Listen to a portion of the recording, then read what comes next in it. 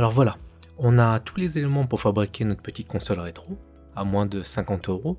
À présent, maintenant, on va devoir installer Recalbox dans la micro SD et ensuite on mettra la micro SD dans le Raspberry. Alors pour cela, on va tout faire ensemble, étape par étape. Si vous êtes vraiment pas habitué à tout ce qui est informatique, etc., vous puissiez tout faire vous-même. On va faire un petit prérequis, vous l'avez peut-être déjà ou pas. On va installer un logiciel de compression comme Moonrar, mais en fait c'est 7-zip. Au niveau qui est intéressant sur lui, c'est qu'il est totalement gratuit. Donc voilà, on va donc vous avez vu sur Google, je tape 7-zip et donc je vais directement sur le premier. Et là, on va faire download. Moi je suis en 64 bits, donc 32 bits pour les anciens. Je fais enregistrer. Il me le met sur le bureau. Voilà. Donc je double-clique dessus et je vais l'installer.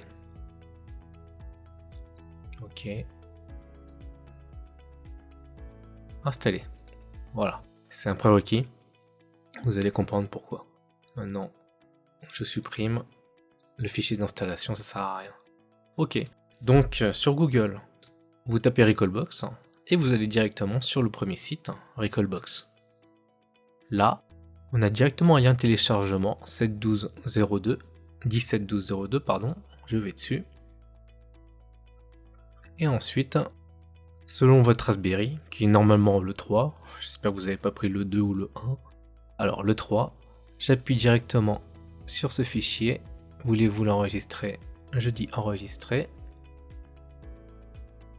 Il est en train de le copier sur le bureau ici, comme vous pouvez voir. Bon, il y a un petit temps d'attente, désolé. Mais bon, je vous ai dit qu'on fera vraiment tout ensemble. Voilà. Alors, le fichier est blanc, comme on peut voir. On peut pas y toucher apparemment. Mais comme on vient d'installer 7-zip, ouvrir l'archive. Et là, en fait j'ai fait un clic droit. Je la refais. Clic droit. 7-zip. Ouvrir l'archive. Là, on arrive à l'intérieur de ce fichier blanc qui est en fait un .xz. Bon. Et là, on a Recalbox img, les fichiers images de Recalbox. Je clique dessus avec le gauche, je maintiens et je le fais glisser sur le bureau. Et on laisse travailler 7-zip. Bon, ça met un petit peu de temps, mon dossier. Qu'est-ce que je dis moi? Mon PC est un petit peu vieux maintenant, il a 2 ans. Alors, voilà. Et on peut fermer cette fenêtre. Et on a notre fameux Recalbox, le fichier. Maintenant, on va installer la micro SD dans votre lecteur de carte micro SD et on va brancher celui-ci sur un des ports USB de votre tour. Maintenant, on va installer, pour pouvoir formater la micro SD, Minitool. On va aller sur Google et on va taper Minitool. Minitool solution. On va aller sur le site, donner partition, voilà. Home. On va prendre la partition gratuite, Free Edition. On fait télécharger directement. Voulez-vous enregistrer? Oui, j'enregistre. Voilà. On va le lancer. On va l'installer. Ok. En anglais. Ok, en anglais, pas de souci. On accepte.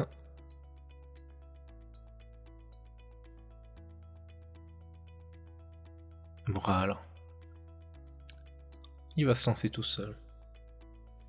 Pas besoin qu'il se lance.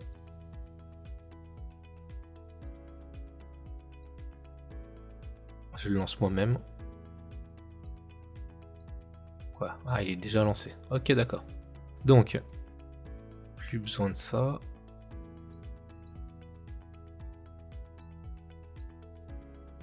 Ok, on va aller là-dessus. Voilà. Bon, on fait pas attention à ça. Voilà, le disque 7. Le I, c'est ma micro SD. Je fais clic droit dessus. Delete all partition. Oui. Et on va faire clic droit dessus. Non, là ici. On le met en jaune, on appuie dessus. On va faire clic droit, on fait créer. Et là, on va l'appeler Recalbox par exemple. Primary, I, ok très bien. Et là, pas NTFS, on va choisir FAT32, très important. FAT32. Et on fait OK. Voilà, il va nous le mettre en FAT32. Et là, on va faire appliquer en haut à gauche. Donc oui, il va tout effacer, OK. Et on va le laisser travailler.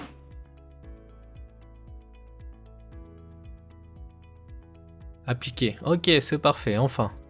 C'est parti, ça, je peux le fermer. On a notre micro SD qui est formaté. On a notre fichier, maintenant on va devoir mettre ce fichier dans la micro SD. Alors, ça serait facile si on pouvait juste copier et glisser, mais malheureusement ça marche pas comme ça. On va retourner sur Google et on va rechercher Win32 Disk Imager. Voilà, Win32 Disk Imager, le site SoundForge, on va aller dessus et on va faire download. Ça, plus besoin. Voilà, Win32 download. Voulez-vous faire télécharger? Oui, bah oui, enregistre, envoie, voilà, il l'installe. Enfin, il le télécharge, il a terminé de télécharger. Je double-clique dessus et on va l'installer. Ok, j'accepte. Ouais, c'est parti. Créer un icône sur le bureau, enfin vous le voyez. Hein. Voilà, on y est. On va double-cliquer dessus. Il demande, ouais, on le lance. Attendez, c'est quoi la fenêtre qui est derrière là? Ah oui, si voulez-vous le lancer, etc., etc. Non, je veux pas le lancer, j'ai déjà lancé. Voilà. Donc, on va aller chercher notre fichier image qui est là, Recalbox. Il est sur le bureau et il est tout de suite ici. Si on l'avait pas décompressé avec cette zip, en fait, on verrait pas. On verrait juste une case blanche. Donc je fais ouvrir. Voilà, il l'installe, il l'a mis ici. Et périphérique, ben oui, moi c'est bien le i, comme je vous ai dit tout à l'heure, ma carte micro SD. Et en fait, on va simplement faire écrire. Écrire sur le périphérique. On fait oui. Et voilà, on y est presque. En fait, c'est surtout là que vous allez voir si vous avez des cartes copiées ou mauvaises cartes. En fait, ici on a une vitesse de 15 MO secondes à peu près. J'ai déjà eu des cartes où j'étais à 1, voire 2, et c'est tout. Donc j'ai réclamé remboursement directement, ça a été remboursé heureusement. Mais bon, voilà ce que c'est que de la contrefaçon. En fait, donc tout a l'air impeccable, hein, sauf au moment de l'utilisation.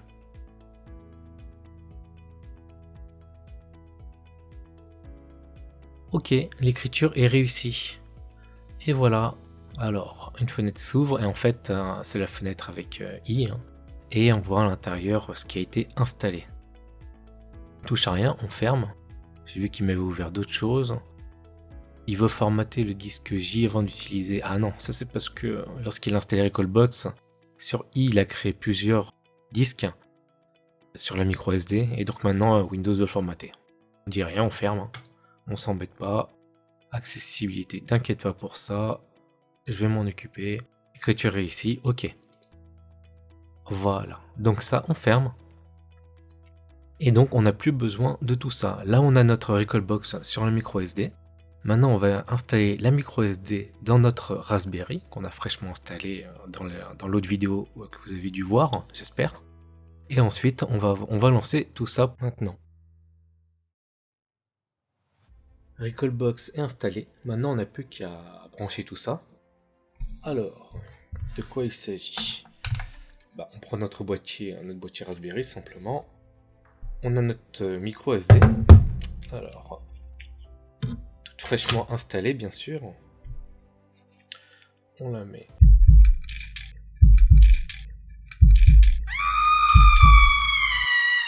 On la met mal. Oh, ça c'est la loose. Alors ça c'est vraiment un boîtier mal conçu. Trop fort. Parce que du coup, obligé de démonter entièrement pour pouvoir la retirer. Vous avez déjà vu quelque chose d'aussi nul? Ah, je sais pas. Hein. Là, c'est la première fois que ça me fait ça parce que normalement, quand on prend un boîtier de Raspberry, non, moi je m'en fous. Voilà, je dénigre. Je dénigre. Franchement, quand il est bien fait, eh ben, on peut pas se planter. Hein. La carte ne peut pas passer. Voilà quoi. Parce que simplement c'est collé. Il n'y a aucun espace pour que la carte puisse se barrer comme elle vient de le faire. À moins que j'ai mal fixé la carte, ce qui m'étonnerait vu qu'on voit un super grand jeu noir, vous voyez là. Et après, voilà. Donc il y a un jeu de folie. Bon bah c'est cool, hein. Il n'y a plus qu'à tout refaire. Il n'y a plus qu'à tout refaire. Écoutez ça. Elle est top. Ouais. Il n'y a aucun moyen de la faire sortir par d'autres endroits. Ah non, ça c'est naze. Ah là là là là là, j'adore ça. Quand les vidéos se passent bien, c'est impeccable. Mais quand il arrive des choses comme ça, ça fait bien rire. Alors, soyons fous. Ah oui, mais non, mais en plus...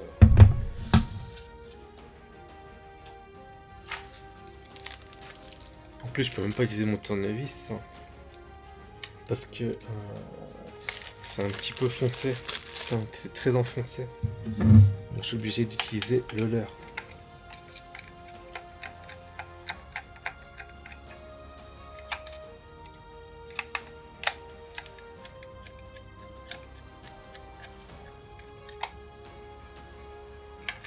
Ah, j'adore les vidéos de loose comme ça, internationales. Alors, je me demande si c'est déjà arrivé à d'autres possesseurs de boîtiers NSP. Et si c'est déjà arrivé, je suppose que eux auront coupé la séquence. Ouais, moi, je vais juste vous faire rire en tout cas. Et à partir de là, je vais avancer la séquence parce que... Ah là là, c'est pas possible quoi. Je me demande combien de temps ça va mettre ça. Hop, petit vis tombé. En plus, moi qui aime pas les vis, c'est cool. Voilà. Oh my god. Dans le stress, on en fait tomber d'autres. Encore une d'accrocher, c'est bien. Alors. Voilà. Donc.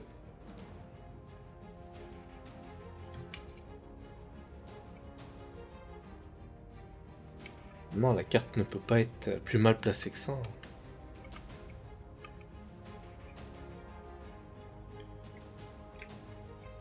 Je peux pas la fixer plus, elle est vraiment collée. Elle est bien installée, donc on peut pas faire plus que ça. Quand j'appuie dessus. Donc, la morale de cette histoire est que quand vous mettez la carte, faites bien attention à viser le trou et à l'enfoncer. Et à ne pas faire comme vos autres boîtiers, c'est-à-dire à la mettre et appuyer. Parce que ça va passer, ça va rentrer. Et c'est la loose, comme moi à l'instant. Voilà. Bon, je remonte tout ça.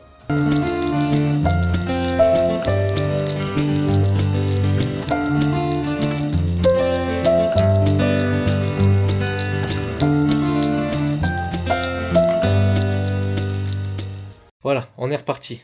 Alors, après avoir mis cette micro SD en faisant très attention, mais vraiment très attention, c'est là que je la remets dans le trou, vous savez, en faisant très attention lorsque vous l'insérez, à bien la pencher vers le haut, comme ça. Voilà, réussi. Donc ensuite, vous allez brancher la prise HDMI. On va brancher l'alimentation. Donc au niveau de l'alimentation, n'oubliez pas ce que je vous ai dit. Moi j'en ai un autre au bout là-bas.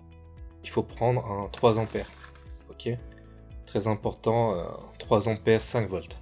Voilà. plus besoin de ça. On va mettre la prise Ethernet afin que vous voyez ce qui se passe si jamais il y a quelque chose. J'ai oublié de vous dire aussi, il faut brancher une manette quand même. Ce sera utile. Et on allume le Recalbox.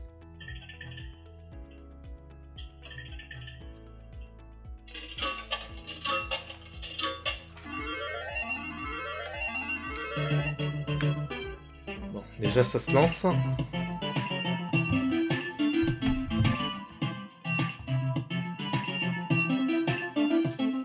Ce qui serait bien, c'est...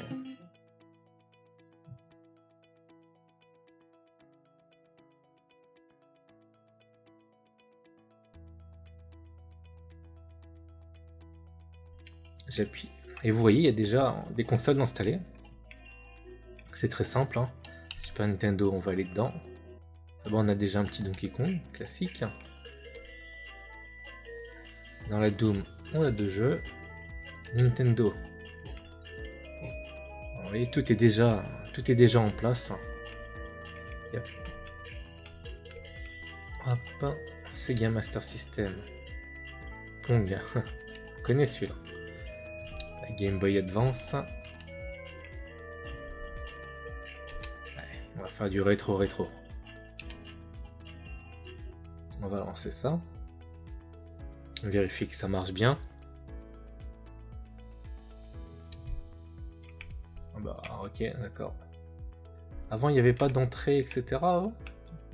C'est tout de suite en jeu.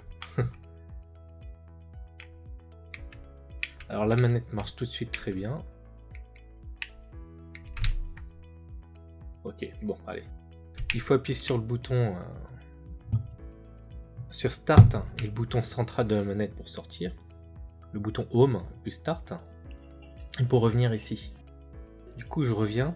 Normalement, selon vos manettes, la mienne elle marche tout de suite parce que c'est Microsoft, hein, je pense, très optimisé au niveau de la compatibilité.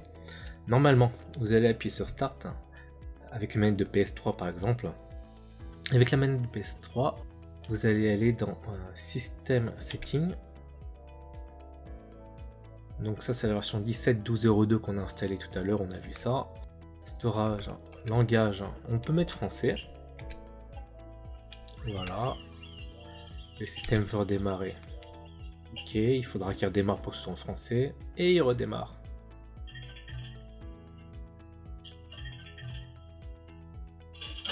C'est ce petit éclair jaune en haut à droite.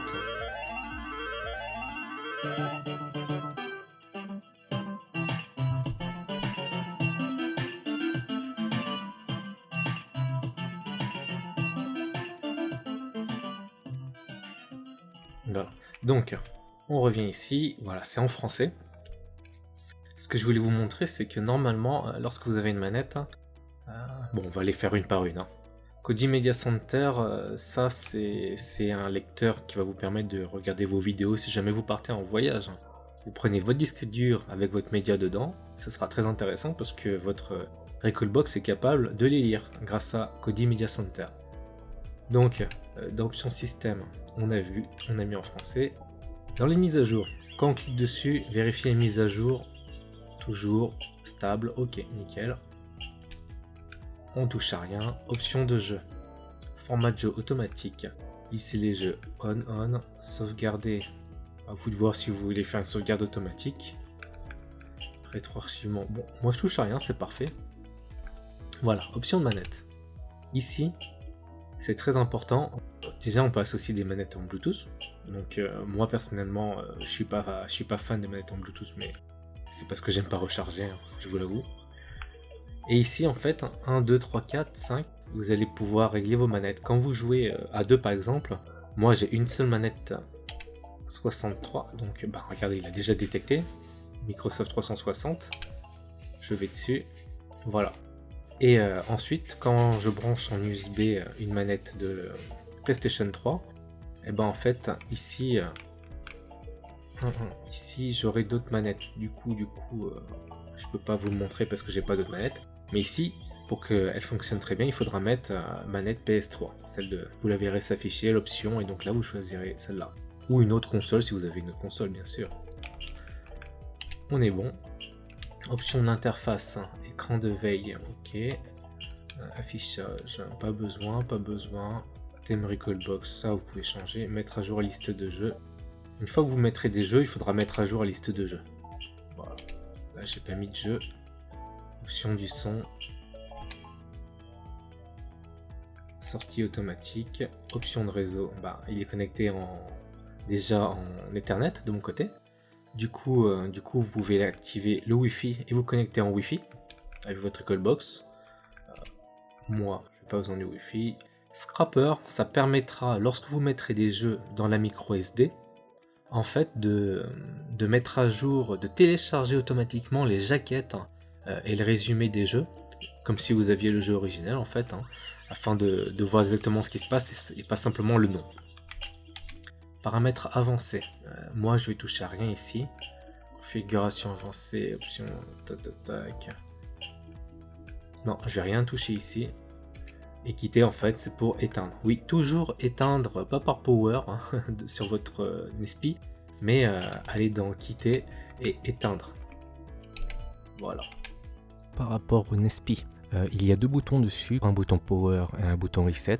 Alors, j'ai un conseil, surtout, il ne faut jamais, mais jamais utiliser le bouton reset et utiliser le bouton que lorsque vous avez éteint Recalbox par le menu classique, c'est-à-dire en appuyant sur Start et éteindre Recalbox. Parce que si vous utilisez ces deux boutons, dans le meilleur des cas, vous pourrez endommager, je vais dire, les cartes SD, donc les données à l'intérieur, et dans le pire des cas, ce sera carrément le Raspberry que vous allez endommager. Donc, n'utilisez pas ces boutons. Quand vous sortez de Recalbox, vous faites Start, éteindre Recalbox, et ensuite, une fois que c'est fait, vous appuyez seulement à ce moment-là sur Power. Donc j'espère que vous suivrez ce conseil.